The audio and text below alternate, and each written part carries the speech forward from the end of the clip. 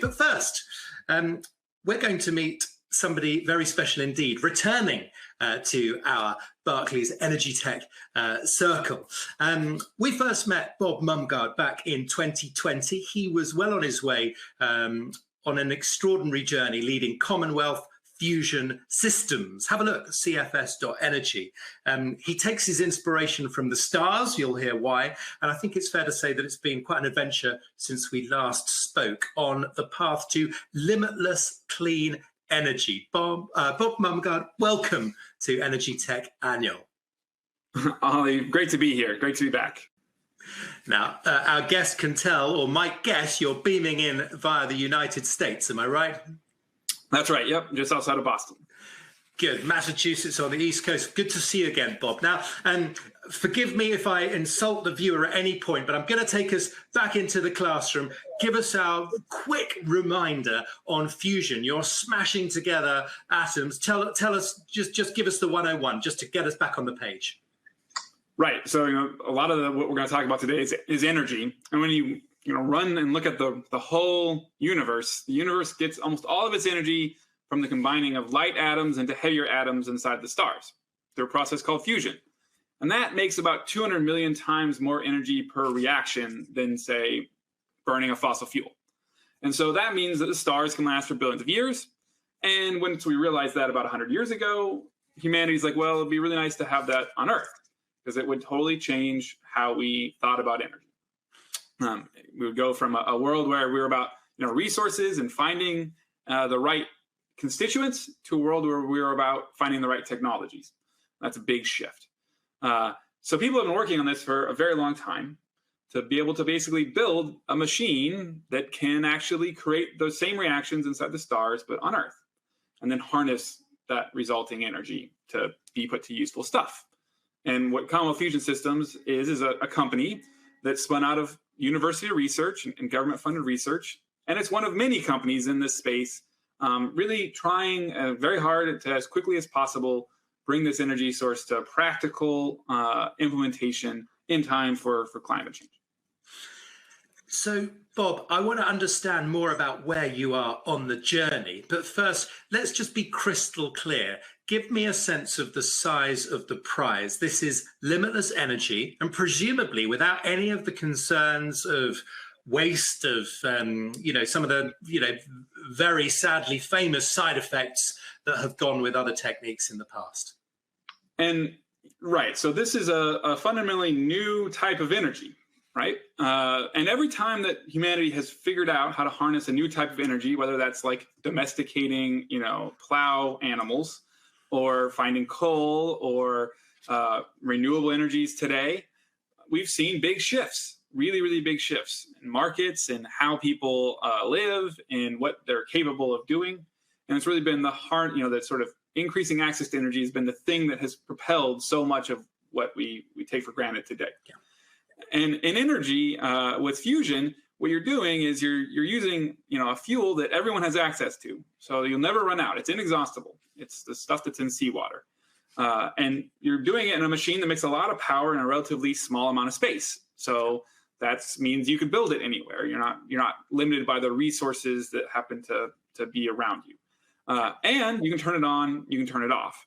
And it doesn't have any emissions, and it doesn't have any uranium or plutonium, no chain reaction, and therefore no meltdown or long-lived waste. So it's got a lot of these things that are all really, really good. And that's why people have been working on it so hard for so long. People are excited about it. It also happens to be very, very hard. And so that's also why you see companies like Commonwealth attempting it. Right. And give us a sense, Bob, of where you are on the journey. And by the way, are your closest commentators and critics now saying Bob and the team have got this now? Or have you still got people saying you won't do it, you'll never do it? Well, I thought what was interesting about this session is talking about, what's impossible. And when you think about technologies, oftentimes they go from impossible to inevitable really quickly. And you can find famous quotes from famous scientists about flight when the Wright brothers were flying. In fusion's case, it's actually broadly seen as this is possible. We know this is possible. We understand the stars. And in fact, the governments have been working towards it and are building a very large machine in the south of France which is aimed to turn on in about 2035 and generate more energy out than in. And that's really the next key step, is nobody yet has generated more energy than it took to start the reaction. But we've gotten really close. And we've gotten there faster than like Moore's law. And so you have all these scientific endeavors screaming up to the point of being useful. And that's a good trend to be writing. And in CFS's case, we're based on the most studied, most scientifically demonstrated approach to making fusion power, and something called a tokamak, which is one of these words that no one will know, but someday maybe lots of people will know. We're now building a machine just west of where I am to make more power out than in for the first time. And a year ago, we weren't building that machine. We were doing R&D on some of the pieces. Now that's done, and now we're on with it. Yeah, so in real terms then, and that machine is no small thing, it's over 40 acres in size, but just to put it even more bluntly, Bob, when are we going to see fusion, feeding into the grid? Give us your best guess. Yeah, so we think that actually the fusion industry, which is about 30 companies, about $4 billion invested into that industry right now, did a survey, and the vast majority thought that we'd see fusion demonstrated, meaning like a laboratory scale demonstration, in the mid 2020s, which is our timeline as well, 2025 in our case. And then on the grid in the early 2030s. So this is not a technology that's next year, but it's also not a technology that's decades and decades away. It's in that spot where it's close enough to make a difference, but still far enough away that like we don't exactly know how it's going to go. Yeah, it's also good to think that some companies reckon they can just about get rid of use of plastic cups by 2030, and you think you can change the face of the energy world. Yeah, different scale of innovation. Indeed. So we want to know some of the secrets. You've already piqued our audience interest because questions are starting to fly in. We met in 2020. Just tell us what the last year has involved. I'll get us started. You've raised another significant amount of money, $1.8 billion. Your backers include Bill Gates, George Soros, and many others. Tell us why you need that much money and the single biggest lesson you've learned about raising such an incredible sum. Well, lots have changed in the last year. So, within the company has more than doubled. We're now about 200 employees, and we add in all of our collaborators, which we work with places like MIT and national labs. It's about 300 right now, and we'll double again this year. And we've demonstrated the key new breakthrough technology that enables us to build these machines, which is a new type of magnet, basically a magnet that's twice as powerful as any magnet that had been done before. And that was a huge milestone. And that gave us the confidence to actually start the construction of the net energy machine that we're building now, a machine we call Spark. But this has all happened on a backdrop, I think, that we can't ignore, which is the move into really the private sector understanding what the climate catastrophe is going to involve, not just from a downside standpoint, but from an upside standpoint. That there will be a class of companies that are created that will shape the future composition of how the world works as we systematically go through every single industry and decarbonize. And so, that has led to, record funding rounds. CFS's case, that's been very, very helpful. And we're going to deploy that over the next 5 years to demonstrate net energy. But it's also led to a really great climate for entrepreneurs in the energy space and for incumbents to reassess how they're going to behave in this space. In our case, we have E&I and Equinor as major investors. And so it's been a very exciting time. And I think, if you were to ask me a year ago how fast we would see the broader market shift, not just in fusion, but in sustainability companies overall, I would underestimate what has happened. And so what about the biggest lesson, Bob? What have you learned? The power of being audacious, right? So the scale of what we have in front of us globally is so massive. And I think we saw that when, the politics at COP, weren't able to fully grasp it. But because there's this big scale out there of a problem, it's also a really big opportunity. And we've learned that if you're audacious and you have a really good plan, you can reach really, really far. That this big transition that is going to happen means that your opportunities are really limited by your audacity more than they are limited by anything else. Great lessons. So here's a question. Stephen asks, Bob, what's the hardest problem in fusion? And we could talk for a very long time, but I'm going to ask you to be pithy in your response. Yeah, it's you could boil it down to all sorts of technical problems, but fundamentally, you have to bring together all sorts of different types of people. You often underestimate that in technology. Technology is not just hardware or science. It's a story, and it's a story told by everyone from engineers and scientists to policymakers to the neighbors. We had to go out and convince neighbors to let us build this machine. And so that interdisciplinary part of it is really hard and often underlooked in any of these innovations. Yeah, so let's take one example of that. What's your quick analysis on where the governments and related people of the world are when it comes to their attitudes towards fusion? I mean, here in the UK, we only need to go across the English Channel, to the French, call it the French Channel, probably, to see 70% plus of their energy coming from nuclear. Give us a sense of global appetite. Yeah, so interestingly, it's really, really important to recognize that fusion is new. It's not nuclear power. It's only shares the fact that it rearranges the nucleus with nuclear power. It has none of the other stuff in it. And so by being new, it means that people are open to understanding it. There's some misconceptions based on comic books and science fiction. You have some of that as tailwinds and some of that as headwinds. But in general, governments are more and more aggressively pursuing this. The UK just announced this year as part of their broad energy push that they want to be first in fusion, and they're building a plant in, I think they've announced in Scotland. And the Chinese have a very large program. The Japanese Prime Minister just a couple of weeks ago announced that they intend to be a leader in it. The U.S. government still figuring out what they want to do. We're trying to make sure that the U.S. stays a leader in the space. So it's an exciting time. We see a lot of shifts, partly driven by the private sector, companies like us, partly driven by the science, partly driven by the moment. I mean, Bob, it does slightly lead to the question, given the size of the prize, given the power players that you've just named in that answer, to what extent have we got the organizations we'll need to regulate, support all that you and your fellow entrepreneurs are cooking up? Yeah, so it's a great question. And so from a regulatory standpoint, people are starting to figure that out. It's a question of how do you regulate a new technology? You don't want to use the rules that are built for other technologies to do this one. And so the UK has actually came up with a regulatory framework they've proposed that regulates it according to its hazards, which is the right way to think about it. And that's out for public comments. That's exciting. US is on a similar trajectory.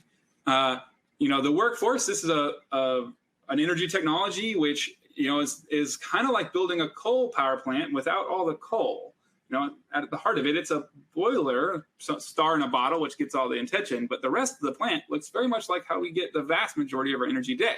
So that means from a workforce standpoint, a lot of the workforce is existing and can be utilized and brought in. So there's pieces of this that are new that have to be thought through, and then there's a lot of pieces that are a little bit different, and we have to think about how to shift them. But we're starting to see people, see what all the misalignments are, at least at this stage. And that's the first step to making alignment. Right. So you're getting some flack here from one of our audience, Bob. It says, 65 years ago, I was told it would be 50 years to fusion. That's Philip saying that. So you're 15 minutes late. What's kept you? Well, I would argue that the Icarus story is 1,000 years ago, and we got flight in 1906. And are we upset that it was too late? It takes time to figure this stuff out. Right. And it's hard to predict these technologies.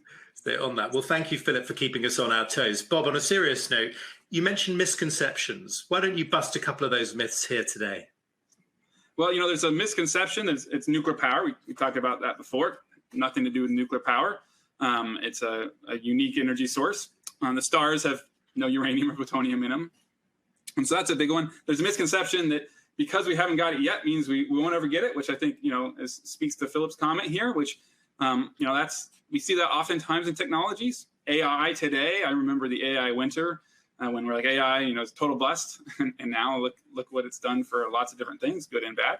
And so, you have to keep an open mind and constantly reevaluate. And at the same time, the challenge we have is going to require new ideas, new ways to scale. And we can't get going fast enough.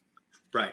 So let's go a bit quick fire. Let's shift gear, Bob. What do you say to the startup tuning in who keeps being told getting into what you're doing, you'll never succeed because you're trying to take on some multi-billion-dollar companies with deeper pockets, more talent than you can ever imagine. So why bother getting started? You were that startup not so long ago. Yeah, so don't listen to them. I mean, if we would have listened to people, we wouldn't have ever started. Instead, go back to first principles, right? The first principles of like, why is this technology needed? You know, why is this technology valuable? Who stands to gain? Who stands to lose? And really have lots of conversations about those principles. And eventually you'll find the people that agree that, yeah, you know, the first principles are going to win out in the long run, and they'll back you. Right. But by the same token, what do you say to someone from a much larger organization? And I'm going to generalize, but they say, we want to embrace innovation. We want to be more entrepreneurial, and yet we find it hard for a multitude of reasons. How do we not get left behind? I'm putting it bluntly, but I'm channeling what I know is on the mind of one or two of our guests. Yeah, it's a really tough problem. I'm not an expert in large organizations. I'm much more in a small organization side, but from my point of view on the other side of the table sometimes, part of it is, you know, you got to really check what the buy-in is all up and down. There's a lot of organizations, there's some part of the organization that wants to be innovative, but until the whole organization you know, knows what it's up against and what its opportunity is and is aligned, it's really hard to make those seeds grow. You can plant a lot of seeds, but the trees grow out of really good alignment. Yeah, no, it's a great answer. Well, tuning in, particularly if you're tuning in live, keep your questions coming. This is Bob Mumgard, Chief Exec of Commonwealth Fusion Systems. Bob, I've got a question about what I'm going to call your competitors. Jeff Bezos has backed certainly at least one company in this space. Now, who was that? General Fusion, of course. How do you view those competitors? How much time do you spend looking at them?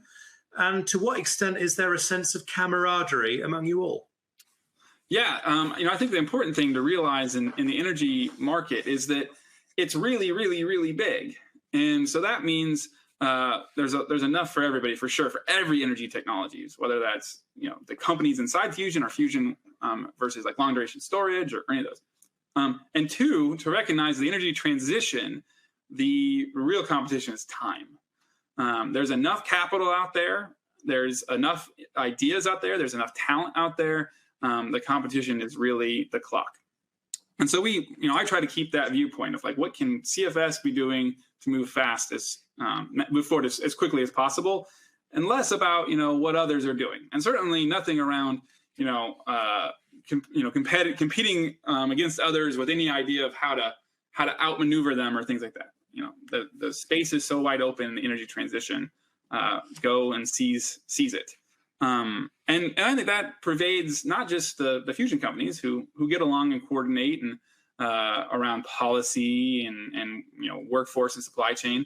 But I think that attitude actually pervades almost all of the energy innovation sectors. So, you know, we have good relationships with long duration storage or hydrogen companies and deep geothermal, because the scale of the problem is so massive that anything that looks like it's a solution at the scale of the problem is going to have a future in this. Yeah. It's not going to be monolithic. Okay, and just very briefly, Bob, because I want to be crystal clear on this. We've talked about some of the investment required to get past the start line, if you like. But once you're up and running in those years' time, preferably before 2030, according to your timeline, give us a sense of the costs, because you can't open a newspaper without reading about rising energy prices, cost of gas, so on and so forth. But help us understand fusion in that context.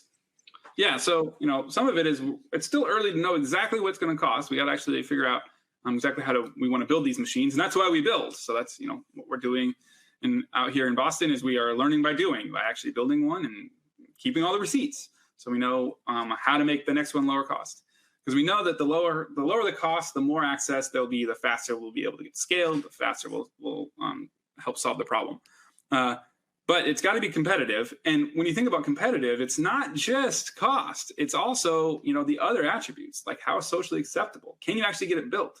Yeah. When can you turn it on? When can you turn it off? How does it play with other technologies? How does it play in the politics? And so whenever you look at an energy crisis, you know, local or global, you often find the interplay among all those different attributes. And fusion provides a unique combination of those in the sense that it doesn't have the legacy of nuclear power, it doesn't have the fuel inputs, it doesn't have the land use, and it doesn't have the intermittency. So that could be a really powerful combination. And then additionally, we think it could be very low cost. Yeah, fantastic. We've just got a few minutes left, Bob. Here's Shannon asking a question. Was it hard to get investor interest and support to build the net zero energy machine? Good question. Yeah, it's a good question. Yes and no. So early on, it was very, very difficult to get this off the ground, but we were able to find people who really resonated with what we were trying to do. And then once we were, up and running and showing success, knocking out milestones, we really brought those partners along for the ride and published and tried to be as transparent as we could. And that was really paid off in the end by, and continues to pay off by increasing confidence that this will go from something that felt impossible to something that's going to happen. And so that really made this last funding round easier than maybe one would have thought. Yeah, well, kudos to you if you're just tuning in. Commonwealth Fusion Systems just raising $1.8 billion in their latest funding round. So, Bob, what's your prediction then? Are we going to see the rise of fusion companies, or is the reality that today's huge energy companies will embrace fusion, maybe by acquiring or merging with companies like yours? What's going to happen? Hard to say. I don't have a crystal ball on any of that. I think we're at the beginning of a technology, and those are always chaotic periods. We need to show the technology works. So, we've got to hit milestones. We've got to, proof will be in the pudding. And so we're excited in 2025 to have our system be coming online, and then thereafter, push a button and make a bunch of heat, more heat out than went in. And that'll be a big moment for the company. And at that point, I think it'll be a decision point broadly about what to do with this technology and how is this technology going to continue down the commercialization pathway. Yeah, so Bob, thank you so much for being so open with your answers today. I guess my final question is really a bit more personal to you, as a leader. We talk a lot about energy, but I want to get more of a sense of what drives you. Yeah, so I'm personally driven by doing things that are really hard. That the human experience has been the last 100 years really the highest lever thing is doing something that's very, very hard that is at the edge of what people are capable of doing, and moving that experience just a little bit further. And by lots of people doing that, constantly expanding the sort of sphere of human experience. And we picked a really hard problem in fusion, but there's a lot of other hard problems that we think, you can put a lot of really smart people behind, capital, and make a big difference in. Fantastic. Well, Bob Mumgard, I hope you get a sense of our interest and support for what you're doing as part of this community. Thank you so much for joining us again today. Great to see you, Bob. Great to see you and great to be back. Thank you. That's Bob Mumgard, Chief Exec of Commonwealth Fusion Systems, CFS, and fascinating. And the sort of story that I know we're going to look back on and to say, goodness, can you believe that we crossed paths back in that day?